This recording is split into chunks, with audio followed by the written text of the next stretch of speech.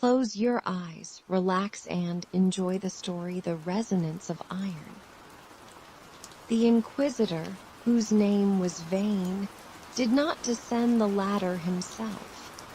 He sent 3 of his soldiers down to disarm Mara and drag Jeremy toward the bronze cylinder. Mara sat against the cistern wall, her hands bound behind her back with heavy hemp rope, her eyes dark with a mixture of fury and calculation. Vane stood at the top, looking down like a man watching specimens in a jar. He held a long, silver tuning fork in his right hand, tapping it gently against his boot. The faint, high-pitched hum of the fork seemed to cut through the heavy drone of the desert. "The king is dying, Jeremy," Vane said, his voice flat and precise. "The frost in the north is not a natural winter. It is the withdrawal of the land's heat.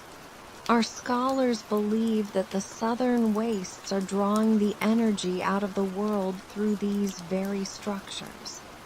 You think you are saving this place, but you are maintaining an engine that is freezing our kingdom to death."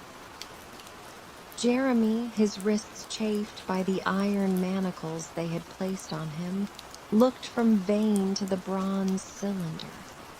"Your scholars are wrong, Inquisitor.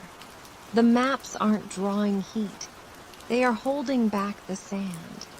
If you disrupt the resonance here, the shifting shards won't stay south.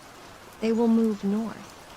The wind will carry the salt into the valleys, and nothing will grow in Oakhaven for 1,000 years."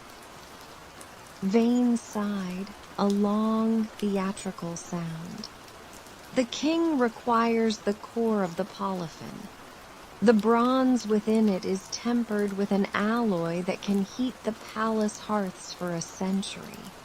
We are not here to tune it. We are here to dismantle it. Move the boy away from the device." 2 soldiers stepped forward, their iron-gloved hands gripping Jeremy's shoulders. As they dragged him away, one of the soldiers accidentally kicked the codex sheet he had left on the ledge. The ancient vellum slid off the stone and fell toward the base of the cylinder, where a small oil lamp had been left burning by the soldiers. The corner of the oilcloth caught. "No!" Jeremy screamed, twisting in the guard's grip.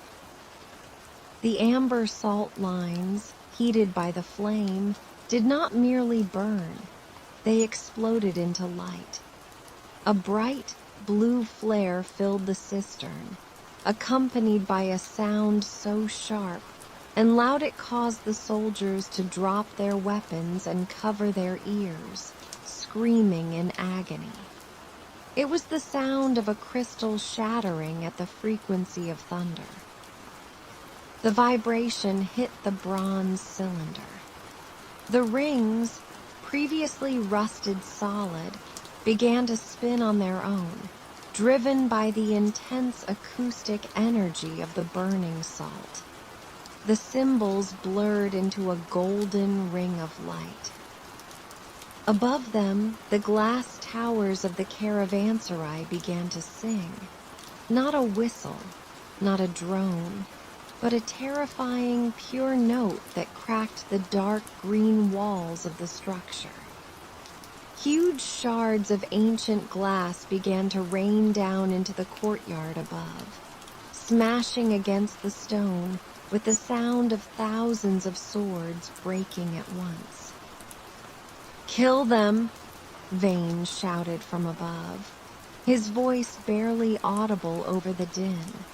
But the soldiers were incapacitated, blood dripping from their noses as the frequency hit their sinus cavities. Mara didn't waste the moment. She had already worked her hands down to the small, hidden knife she kept in the lining of her boot. With 2 swift cuts, she was free. She didn't go for the soldiers, she went for Jeremy. She tackled the 2 guards holding him, using the weight of her leather armor to drive them into the base of the spinning cylinder. Jeremy, freed from their grip, scrambled toward the ledge. The map was gone, reduced to ash, but the image of the cipher was burned into his retinas, literally. The bright blue flash had left an impression on his eyes, the symbols glowing in his field of vision against the darkness.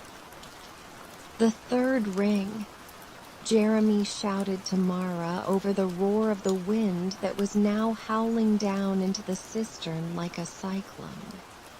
It has to turn left, 3 turns. Mara grabbed the fin of the 3rd ring, her muscles straining, her face contorted with effort. The bronze was hot now, friction heating the metal as it spun against its housing. I can't move it. The gears are jammed with the glass shards. Jeremy ran to her side, ignoring the soldiers who were groveling on the floor, trying to crawl toward the ladder. He placed his hands over hers. The heat of the metal burned his palms, but he didn't let go. He closed his eyes, tuned out the screams of the dying towers, and listened to the underlying chord of the sand. It was missing a note, a sharp 5th. He opened his mouth and sang. It wasn't a melody. It was a harsh, guttural drone he had learned from listening to the librarians chant the morning litanies in Oakhaven.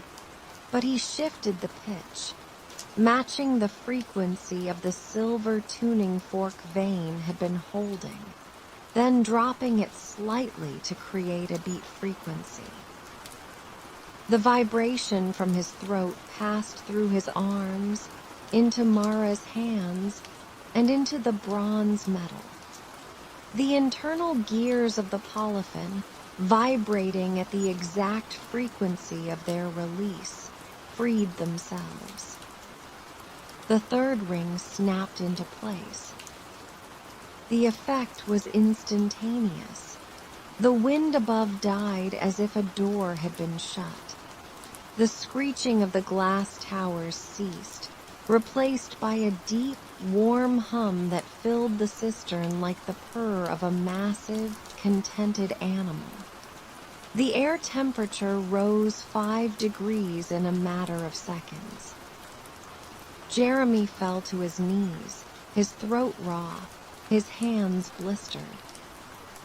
Above, the Inquisitor Vane was gone, having fled into the desert when the towers began to collapse. The remaining soldiers lay unconscious or stunned on the stone floor.